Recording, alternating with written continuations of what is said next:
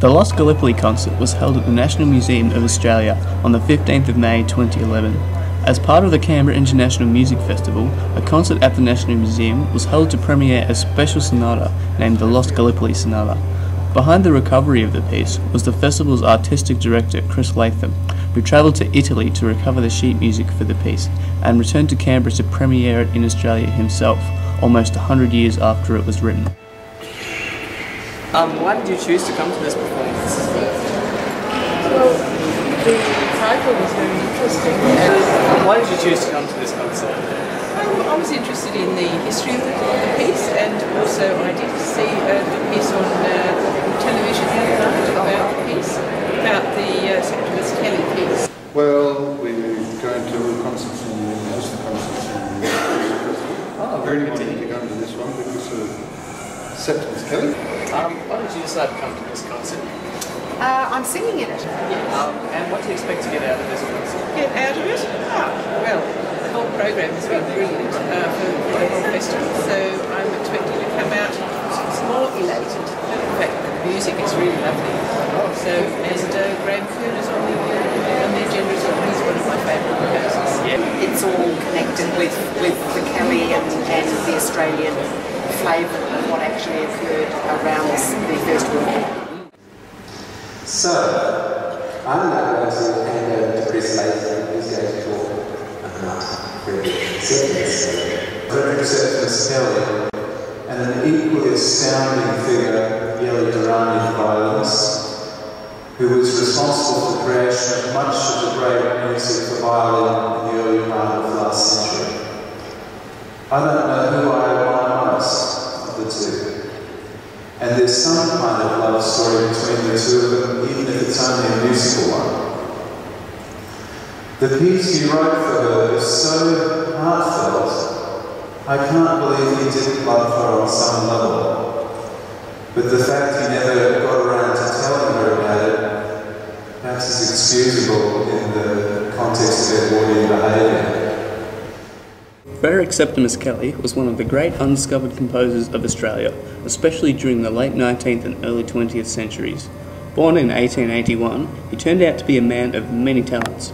As well as being a composer and musician, he also won a gold medal at the London Olympic Games as part of a rowing squad in 1908. With Australia being involved in the First World War, Kelly was commissioned into the Royal Naval Reserve and eventually ended up fighting in Gallipoli with the armed forces. Here, he had time to write some works of his own, while he was stationary in the trenches.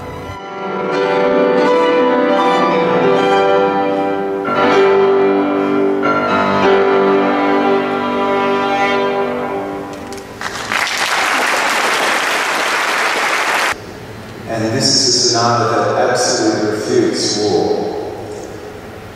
He basically wanted to go back to England and everything that was beautiful in his life, and so he did that in his mind by writing the most beautiful piece about a woman he really, I think he must have loved in some way.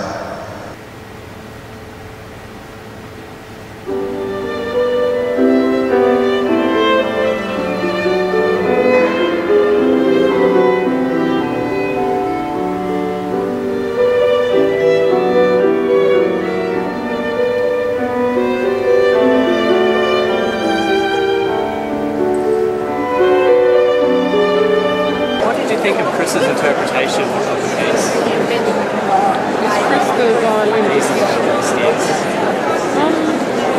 I thought it was commentary. The other sonata that was performed as part of the concert was Kelly's unfinished sonata. This was one of the most powerful moments of the evening, as it was the last thing that Kelly was working on. After surviving the battles of Gallipoli, Kelly lost his life during the last days of the Battle of the Somme, November 1916. This piece has great historical importance, and it reflects upon all the people who lost their lives during the war of that time. And this manuscript had been working on for a while, and it will just end because it will come to the end of his time. So this is his F1 piano sonata. It's the last work he was working on.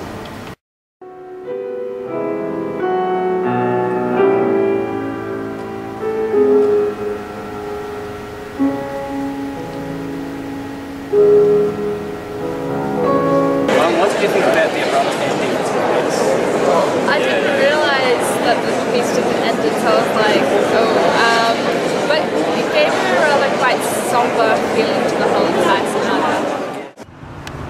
also knew that the Frederick Septimus Kelly piece that was incomplete should go before interval because it would be very upsetting.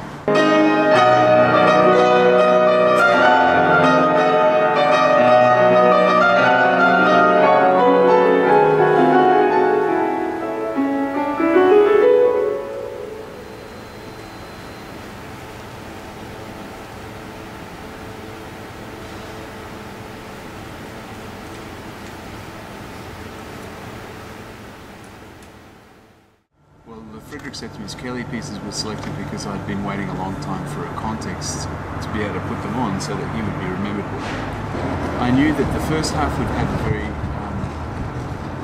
it'd be very emotive and somewhat slower and pensive, and so I'd need to lighten it slightly, and so I thought the Koehne would be a good change.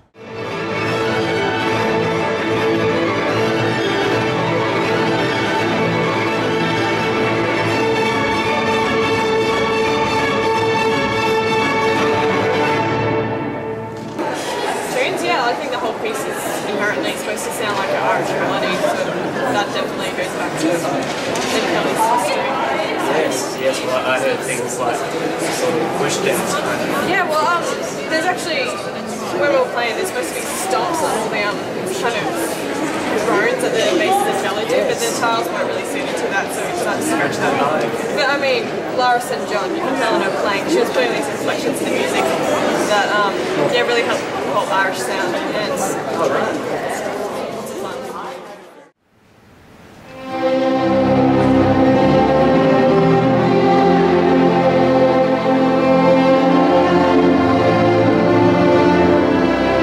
The second movement was very slow and ballad-like, something that may not typically be associated with the Kelly game. What did this movement represent to you? It's a famous Irish tune, and I think it's just supposed to represent, like, Ned Kelly's life is actually a really sad one.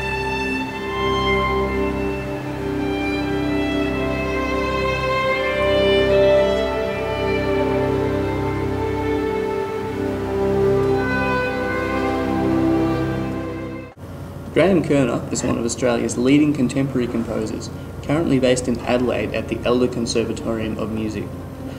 Koehne was the composer in residence at the Canberra International Music Festival in 2011, and several of his works were commissioned during the 12-day festival. Koehne has written music to go with texts in the past, such as Visions of Paradise from 1983, which was originally based on Oscar Wilde's The Selfish Giant. It is likely no coincidence that the true history of the Kelly Gang shares its title with Peter Carey's famous Australian novel of the same name.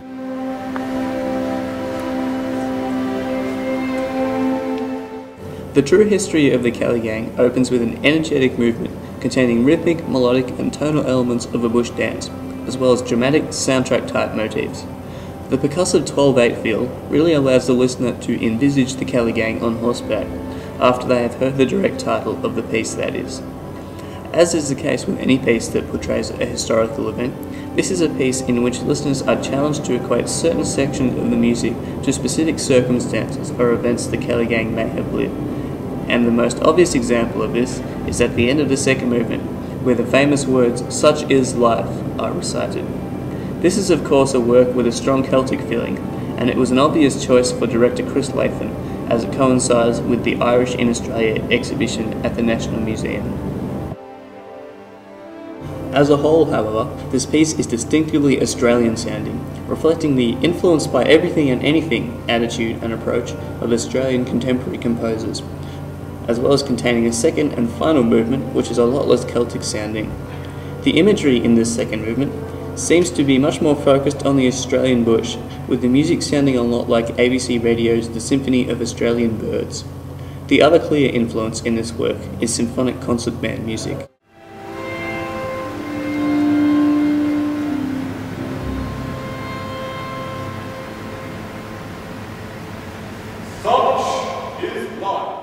Percy Grainger is probably our most famous composer internationally, and that's one of his famous pieces, certainly a famous piece.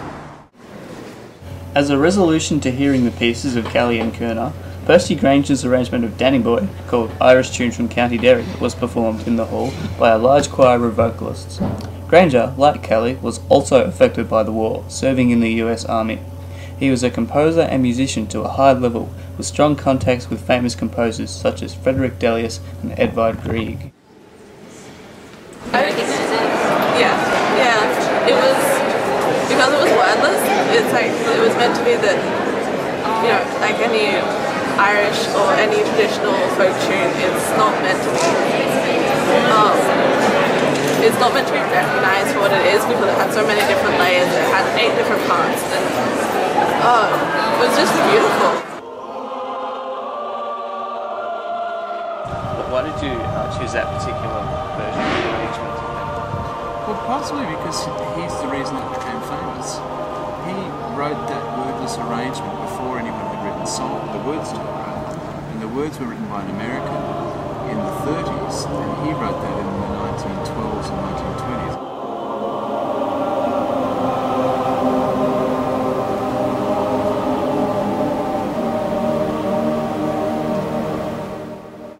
Grainger found the thing in a collection of folk songs, and but certainly he's there getting that piece known, and people are singing it, and it's only an obscure Irish song before that, and then the words get written for it, and then it becomes very big in Irish American circles, and so we think of it as an Irish song, but it's entirely an Irish American phenomenon, which then transplants itself back to Ireland, so now they sing it in Ireland as well, and everyone thinks it's an Irish song.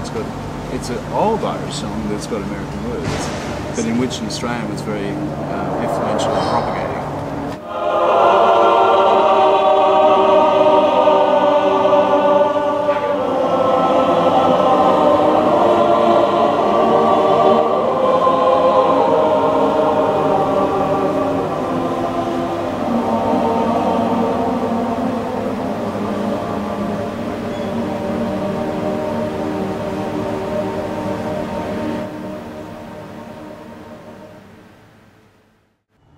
I knew that I had to end with the most popular work, and so Danny Boy was always going to be the final work, and the idea of how to do it was always the same, and it would cause people to have a lot of things to talk about, and you can't really follow it with something, so it was best there, and then so that then just left the Gallipoli Sonata to open. So the first half was all Frederick Septimus Kelly, and then we changed back with a complete change of mood in the second half, and then return to that pensive quality with the Danny Boy.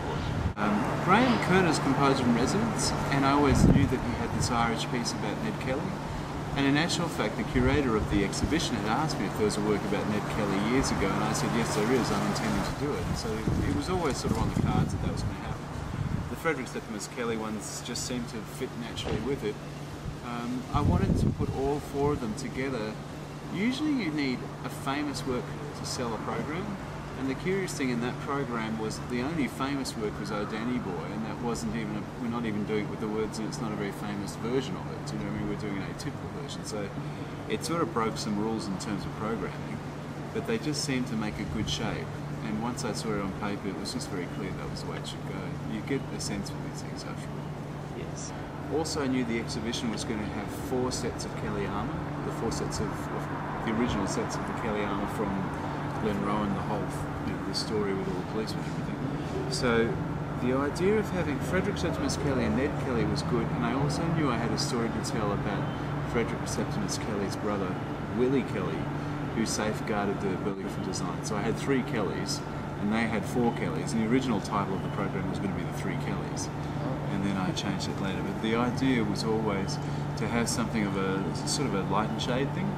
And also Laris and John I always knew would play that piece very well, and then the final work, O Danny Boy, I knew would be a quiet, beautiful ending. So it was a program that came, it was the first program that came together of all of them. And I remember when I did it, I think I finished it in November or December. I remember just thinking, there we go, that's the first one.